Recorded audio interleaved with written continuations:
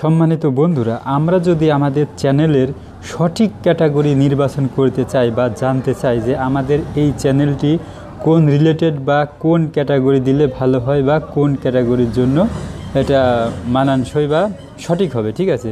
তো এটা যদি আমরা জানতে চাই তাহলে আমরা ওয়াই ট্যাগ প্রো, এই ওয়াই ট্যাগ প্রো নামক অ্যাপ্লিকেশনটি ইনস্টল দিয়ে নিব, ঠিক আছে। তারপর আমরা ওপেন দিব।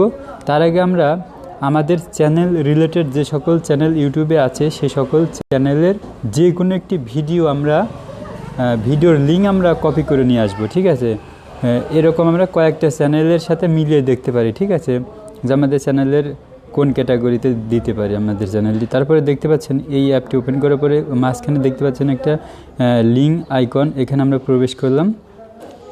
এরপরে একটু স্ক্রল করে নিচের দিকে আসার পরে দেখতে পাচ্ছেন এখানে অনেকগুলো অপশন আছে, ট্যাগ, টাইটেল, তারপরে thumbnail, description, channel logo, channel information. তো আমরা যা জানতে চাই যে ওই চ্যানেলের ট্যাগ, টাইটেল, ডেসক্রিপশন কী দিয়েছে সেগুলো যদি আমরা ভালো মতো চেক করতে চাই তাহলে এখান থেকে চেক করতে পারবো। তো এখন আমরা জানবো ক্যাটাগরি। তো এখন তো দেখতে পাচ্ছি এখানে ক্যাটাগরির কোনো অপশন নেই, ঠিক আছে।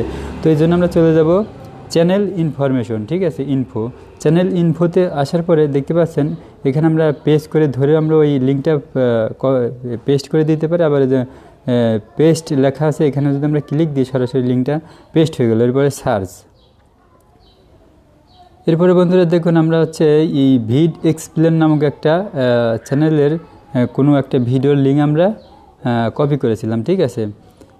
তো এখন এই ডিসক্রিপশন দেখাচ্ছে, স্ক্রল করে নিচের দিকে আসলে পরে এই যে কাস্টম ইউআরএল, চ্যানেল ডেট, কবে চ্যানেলের জন্ম হয়েছে সেটা, মানে চ্যানেলের ইনফরমেশন, ঠিক আছে। এটা কান্ট্রি আছে ইন্ডিয়া, এটা কিন্তু দেখা যাচ্ছে সবই। তারপরে টোটাল ভিউ কত, টোটাল ভিডিও কত সেটাও দেখা যাচ্ছে। তো সায়েন্স টেকনোলজি সবার শেষে দেখুন ক্যাটাগরি আছে সায়েন্স অ্যান্ড টেকনোলজি, ঠিক আছে। এই ক্যাটাগরির এই চ্যানেলটা, তাহলে আমাদের চ্যানেলটা কোন ক্যাটাগরি হবে আমরা সেই রিলেটেড চ্যানেলের ভিডিওর লিঙ্ক কপি করে এখানে বসালে কিন্তু আমরা বুঝতে পারবো যে আমাদের ক্যাটাগরি কোনটা সিলেক্ট করা উচিত।